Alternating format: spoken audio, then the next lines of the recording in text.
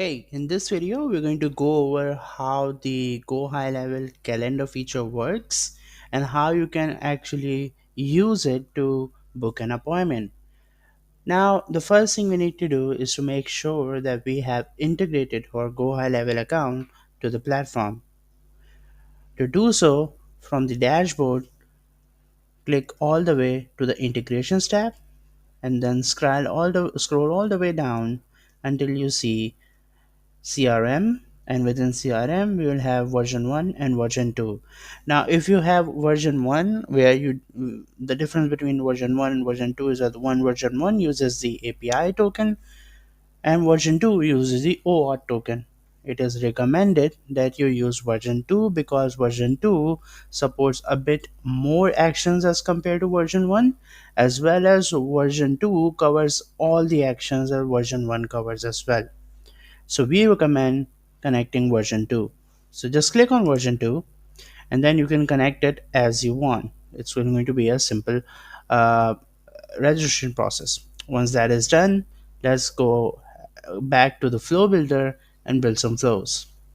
All right. So once you are inside the platform, we're going to go over the actions we will be needing for this particular functionality to work. Now, there are two things you will be needing.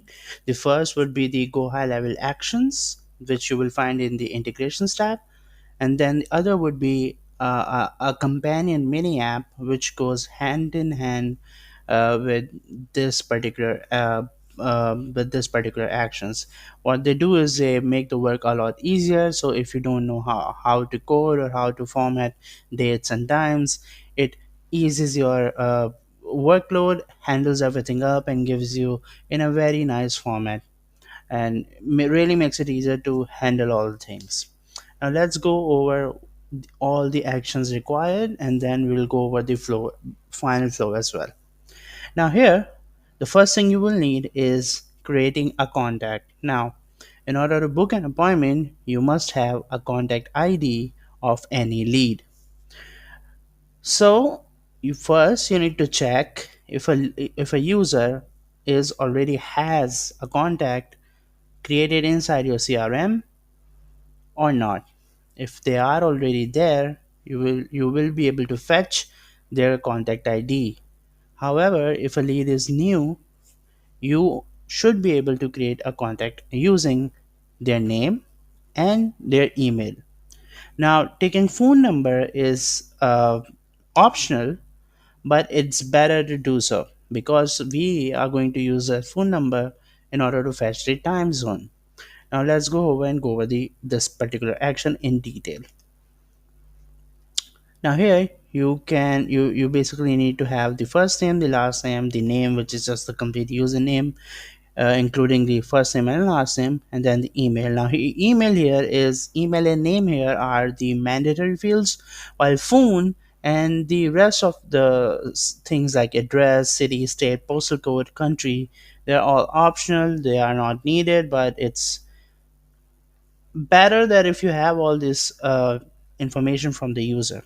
Once you are done, you can just click on you can basically save the contact ID in a variable.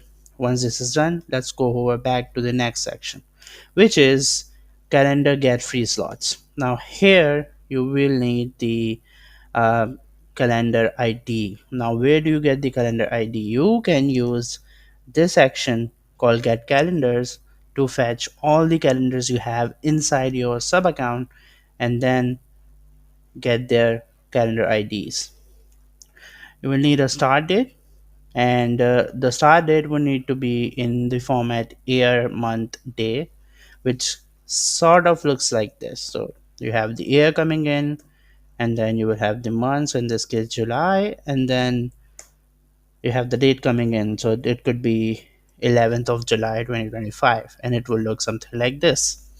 And then you will need the end date. So what it does is it looks into this middle time period you have between start date and the end date and fetches all the slots you need in between those available in your calendar. So let's just go with just a 24-hour limit.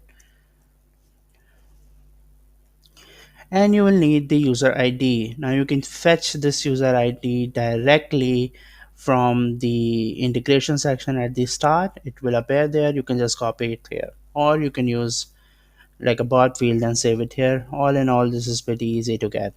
And then the time zone. Now, this is very important. You need to be able to make sure that you have a clear defined time zone. If you are operating, let's say, in a country where there are multiple time zones like Russia and United States of America, you have to use the phone number in order to fetch the correct time zone, which we are going to do so coming ahead. Once you have all these things, you will get the free slots. Now, the free slots will give us both the dates and the time. So, you will have to have the user select the time, first the date, and then using that date, fetch all the available slots and have the user choose between their preferred slots. Once we have both, we are going to combine them into a proper date time field, and then we will be able to create a booking. Now let's over to the next section. The next section is called create appointment, and for this we will be needing the contact ID of the contact that we created. We will be needing the calendar ID where we need to create the appointment. We'll have the start time, we'll have the end time. Now you basically just need the start time here. The end time is not required because by default the slots are already defined in the calendar. So if it's a calendar with a 1 hour slot, the end time is going to be for that 1 hour, so you don't really have to define the end time.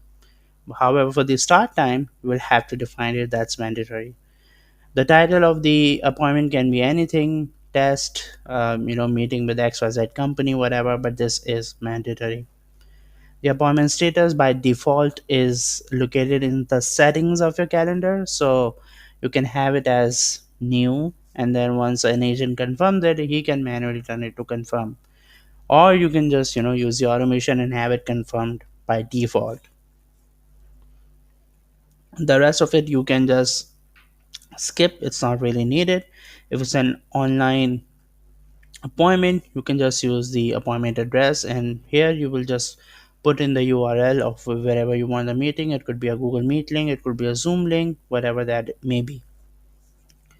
And you can basically ignore the date range, and if you want to notify, you can set it as true or false, where what will happen is go ahead will send an email to whoever the admin of the sub accounts is, telling them that hey, you have a booking in such and such calendar at such and such time. Now let's head over to the mini app. Now the companion mini app is going to help us with two actions.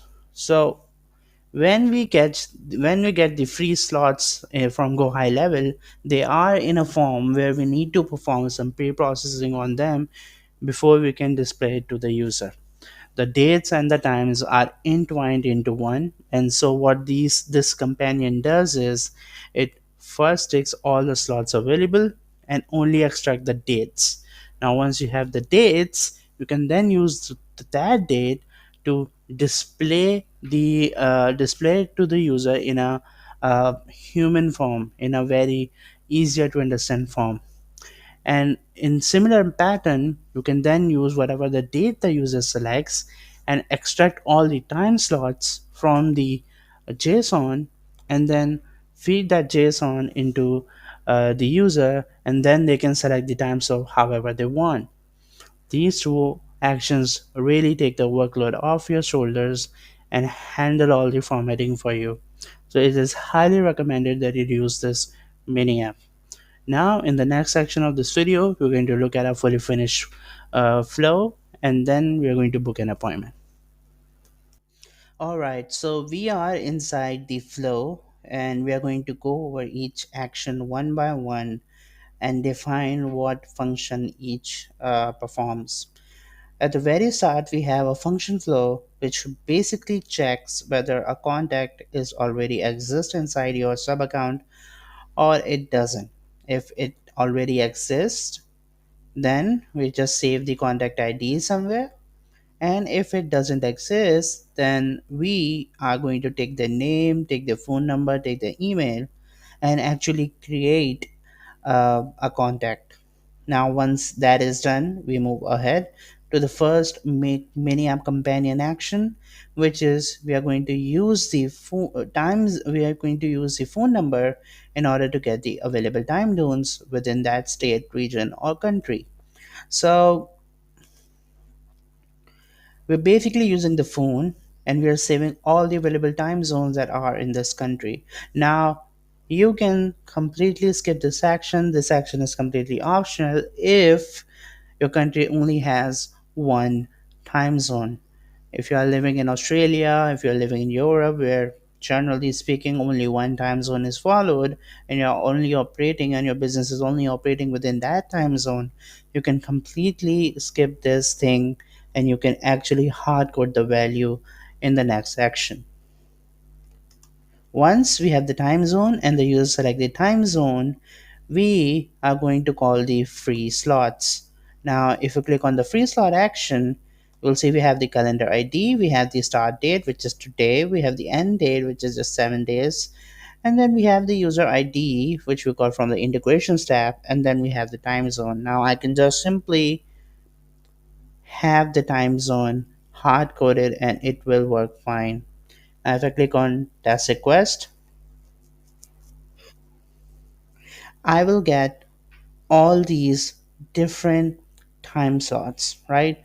So I have the time slot here, I have the time slot here, here, here, everywhere. I have all these time slots. But if you notice the structure or the schema they are in is that the date is actually the key, and then the slots are basically within this uh, little array.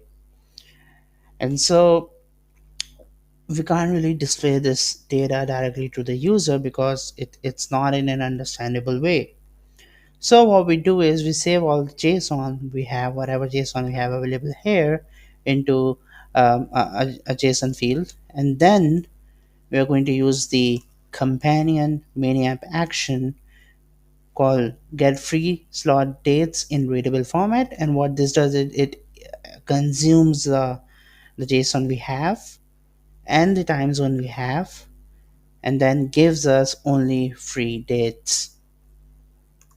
Once this is done, we move forward and we ask for the date selection. Once the user selects the date, we are then going to use the time slot again to fetch the time slots in a human readable form. Here we are going to consume the JSON again. We're going to consume the time zone again, and whatever date is selected before the action in the preceding action, we are going to use that because we have to pinpoint which day it was. Once it's done, we are going to get the free slots in a human understandable form. Then we are going to let the user basically decide what time they want to use, and then once done, we are going to display all the details. And if everything goes, if they want to confirm, we can just go and book an appointment. Now let's go and give it a try. So I'm just going to start from here because I know my user is already created.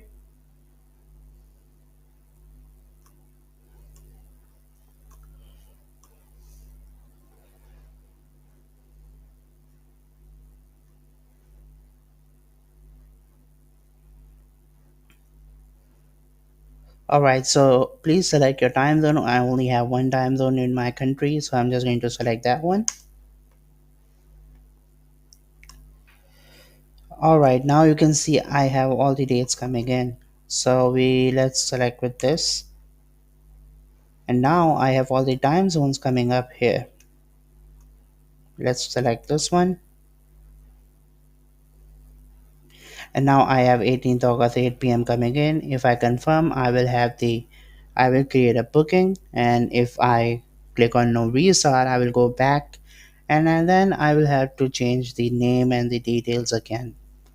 So that's it for this video. I hope you liked it. I hope you now have a better understanding of how you can use the multiple myriad of calendar features we have inside Go High Level that are natively available with the platform. Have a good day and stay blessed. Thank you.